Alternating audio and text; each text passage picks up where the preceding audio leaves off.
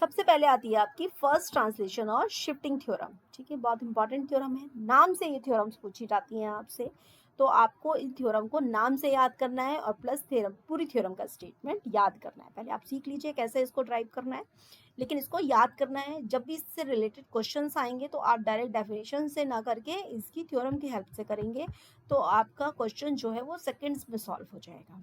ठीक है, तो थ्योरम का ये स्टेटमेंट है, if Laplace of F T is equal to F P. ये मैंने बताया है कि ये कैपिटल एफ है और ये स्मॉल एफ है, अलग अलग बुक्स में अलग अलग हो सकता है, लेकिन ये आपको बस ये ध्यान रखना है कि अंदर वाला एफ और बाहर वाला जो एफ है ये दोनों बराबर अलग अलग है। टी के साथ वाला एफ और पी के साथ वाला एफ, ये जो भी है आप बड़ा लें चाहे छोटा लें, आप अपने हिसाब से, लेकिन अलग लेना है। ठीक है, तो Laplace of F T is equal to, अगर आपका आ गया एफ पी, तो आपको प्रूफ करना है कि लाप्लास ऑफ ई की power a t into f T is equal to F p minus a e की p is greater than a. यानी कि किसी भी फंक्शन का अगर लाप्लास पहले से आपको यहाँ पर पता है, जैसे आपको पता था कि हमारा साइन टी का लाप्लास कितना आ जाएगा, 1/1 plus a square, sorry 1/1 plus p square आ जाएगा। ठीक है, और अगर मैं आपसे कहूँ कि e की power a t into sine T का मुझे निकाल कर बताइए, तो बहुत आसानी से आप क्या करेंगे, उस फंक्शन में केवल जहां जहां भी p आ रहा होगा, p की जगह ए पी की जगह p माइनस है आप रिप्लेस कर देंगे। ठीक है, तो लाप्लास ऑफ e की power a t into f T, इसमें मैंने डायरेक्ट, जब भी कोई क्वेश्चन इस तरह से थ्योरम हो रही है सॉल्व, तो उसमें थ्योरम ज़्यादातर हमारी डेफिनेशन की हेल्प से ही होती हैं।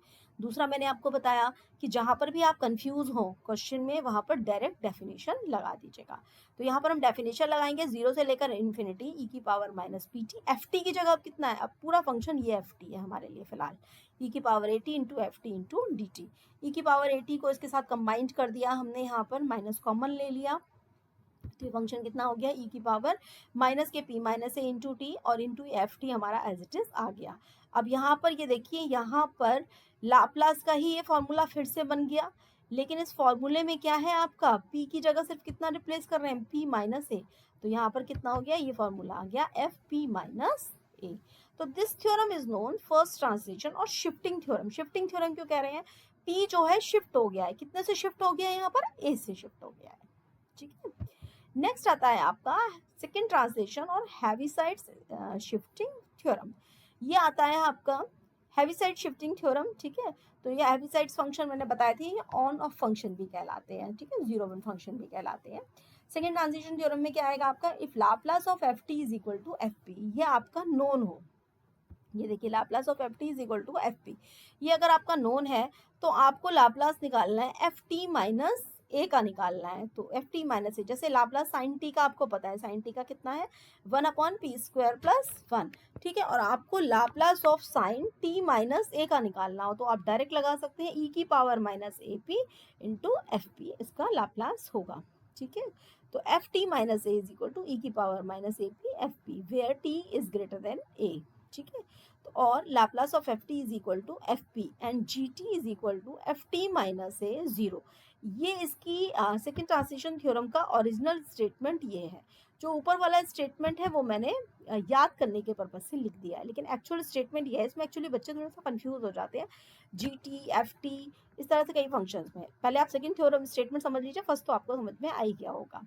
Laplace of F T is equal to G F P, यानी कि किसी फंक्शन का हमें लाप्लास पता है कि कितना होगा, एफ पी होगा, and G T is equal to, कोई एक फंक्शन दे रखा है हमें F T minus A, F T minus A जब टी की वैल्यू ग्रेटर देन ए है, ठीक है, और जीरो है जब टी की वैल्यू लेस देन ए है, तो ये कह रहे हैं कि Laplace of g t, obviously f T minus a का ही निकलेगा क्योंकि दूसरे वाले का तो जीरो है, ये कितना होगा, ई की power minus a p into f P होगा।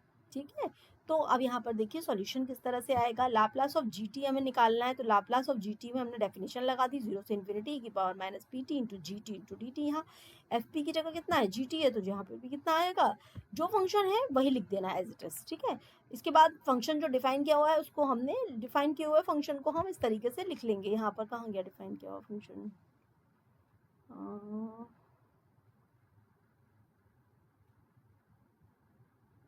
ये रहा, है ना, f T minus a T is greater than a, तो यहाँ पे वैल्यू कितनी है, एफ टी माइनस ए, ये वाली रख दी हमने वैल्यू एफ टी माइनस ए, और टी इज लेस देन ए में कितना है, जीरो, तो जीरो से लेकर ए के लिए कितना आ गया, ये आपका ये है जीरो, तो यहाँ पर ही हमने सॉल्व कर लिया, ये हमारा इतना आ गया। ठीक है, अब इसको जो है या तो आप लिमिट से सॉल्व करेंगे, लिमिट से सॉल्व करने के बजाय हमने यहाँ क्या कर दिया, अभी फिलहाल t माइनस ए को पुट कर दिया x, तो dt इज इक्वल टू कितना हो गया dx।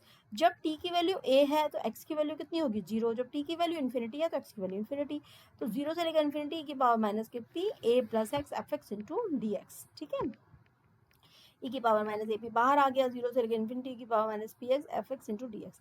तो ये फॉर्मूला किसका बन गया, डायरेक्ट लाप्लास का बन गया। अच्छा, कुछ बच्चों को यहाँ कंफ्यूजन क्या हो जाएगा कि मैम यहाँ तो t की जगह x है, तो हम यहाँ इसको लाप्लास ऑफ ft कैसे लिख सकते हैं, t हो, x हो, y हो, z हो, कुछ भी हो, लेकिन ये पैरामीटर क्या होने चाहिए, सब सेम होने चाहिए।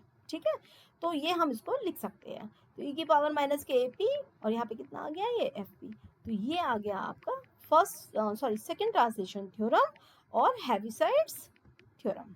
ठीक है, इसके बाद एक बड़ी इंपॉर्टेंट थ्योरम आती है change of scale property. Scale का मतलब क्या होता है, किसी चीज़ को किसी से मल्टीप्लाई कर दीजिए या डिवाइड कर दीजिए, डेट इज स्केलिंग। ठीक है, शिफ्टिंग क्या होता है आपका, शिफ्टिंग प्लस कर दीजिए तो शिफ्टिंग हो जाएगा और माइनस कर देंगे तो भी हम शिफ्टिंग हो जाएगा। शिफ्टिंग का मतलब हो गया कि किसी चीज़ को एक्स एक्सिस पे शिफ्ट करना, वाई एक्सिस पे शिफ्ट करना, डेट इज कॉल्ड शिफ्टिंग।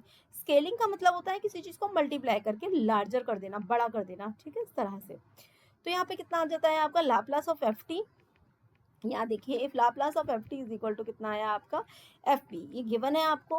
तो ये कह रहे हैं Laplace of F A T, अगर हम एफ टी में टी में, यहाँ देखिए ध्यान से देखिएगा, एफ ए टी इस तरह बाहर नहीं है, यहाँ अंदर है, ये F A T is equal to कितना आएगा 1/a, जो भी आएगा उसमें 1/a एफ पी अपॉन ए, 1/a से तो मल्टीप्लाई करेंगे और जहाँ पर भी पी आएगा उसको हम p/a से रिप्लेस कर देंगे। तो सबसे पहले ये बताया तरीका यही है, आप डायरेक्ट डेफिनेशन यूज़ कीजिए, Laplace of F A T, इसको तो निकालना है 0 से इन्फिनिटी e की power minus P T F A t into d T. अब यहाँ पर ए टी को हमने कितना मान लिया, x सपोज कर लिया, तो D T is equal to कितना आ गया, डी एक्स अपॉन ए आ गया। ये वैल्यूज़ हमने इसमें पुट कर लेंगे, पुट करने के बाद यहाँ से फिर से x में एक आंसर आ गया और यहाँ पर p की जगह कितना आ रहा है, लाप्लास ट्रांसफॉर्म की डेफिनेशन आ गई, लेकिन p की जगह कितना रहे यहाँ p/a, तो यहाँ कितना आ गया 1/a एफ p/a। ठीक है, तो ये हो गया आपका लाप्लास, हो गया चेंज ऑफ स्केल प्रॉपर्टी। ठीक है, इसके बाद अब आएंगे Laplace transform of derivatives start होंगे, ये हम नेक्स्ट वीडियो में कवर करेंगे।